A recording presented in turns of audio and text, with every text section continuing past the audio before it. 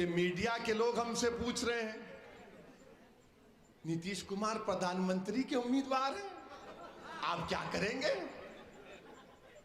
हमने उनसे पूछा कि भाई पलटू राम किसने कहा था। हमने तो नहीं कहा था ना, मेरी जबान से आपने कभी नहीं सुना। किसने कहा था, किसने कहा था, राजद ने कहा था, हमने नहीं कहा। मगर यह बात समझ में नहीं आती कि किसी को चाचा भी कहा और पलटू राम भी कहा और गले से भी लगा लिया और दोनों बैठकर मलई खा रहे हैं, गपा पूरी बिहार की मलई खा रहे हैं और सीमांचल को सूखा कर दिए। और नीतीश वहां बोल रहे हैं, इनके लोग कह रहे हैं कि देश में अपने यहां प्रधानमंत्री है। नीतीश कुमार, तेजस्वी यादव, याद रखो, तुम्हारे दिल्ली का ख्वाब अगर पूरा होना है ना तो वो पटना से नहीं सीमांचल से जाएगा। हमने जिसको कामयाब किया, ये समझकर कामयाब किया कि वो जब विधानसभा में जाएगा तो ना सिर्फ कोचा दामन बल्कि सीमांचल की नाइंसाफी की आवाज को बुलंद करेगा।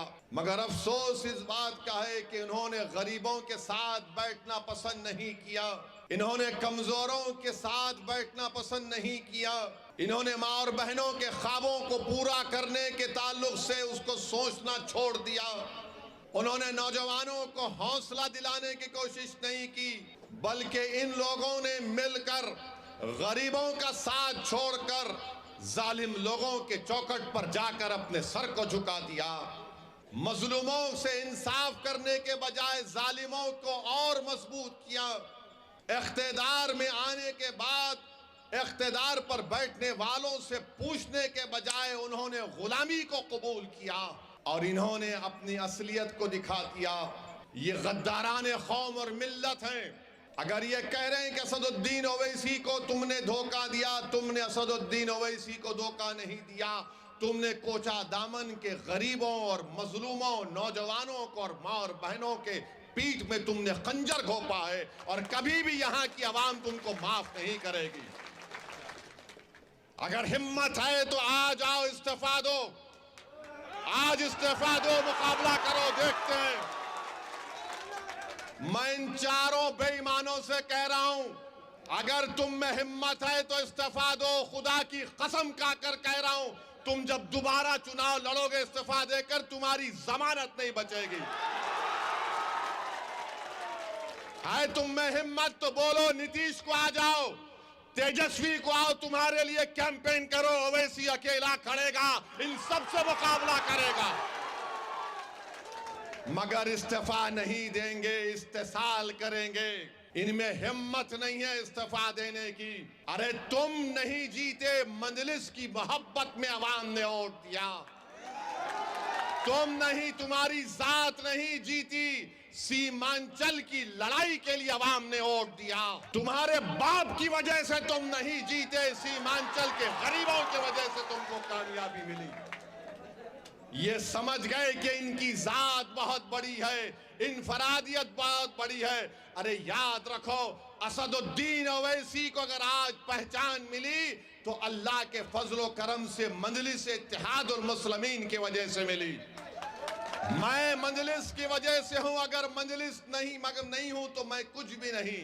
तो इन लोगों ने समझ लिया कि हम बहुत बड़े हो गए। अरे तुम कभी बड़े नहीं हो सकते। तुमने कौम से गद्दारी की, सीमांचल से गद्दारी की, गरीबों से गद्दारी की। तुम छोटे थे और हमेशा छोटे रहोगे इंशाअल्लाह। मेरे अजीज दोस्तों और बुजुर्गों, ये चार के चार जब निकलकर लालू के घर पर गए तो किसी ने मुझे तस्वीर भेजाई थी कि ये चार के पैर में चप्पल नहीं है, नंगे पैर बैठे हैं। चार के पैरों में चप्पल नहीं है, नंगे पैर बैठे, और लालू उसकी औलाद के पैर में चप्पल है। ये तुम्हारी इज्जत है। अरे हम तो तुमको अपने कंधे पर बिठाया था। सीमांचल की जनता ने तुमको अपनी आंखों का नूर बनाया था। अपनी पहचान बनाया था, मगर तुमको इज्जत रास नहीं आई।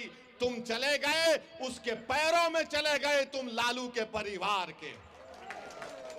यहां पर महागठबंधन ने सीमांचल में जनसभा की तो इसी कोचा दामन के मौसूफ ने आखिरी सफ में उनको बिठा दिए और फोटो डाल रहे कि मैं बैठा हूं। अरे बेशर्मो, कभी तो अपनी इज्जत का तो ख्याल कर लेते।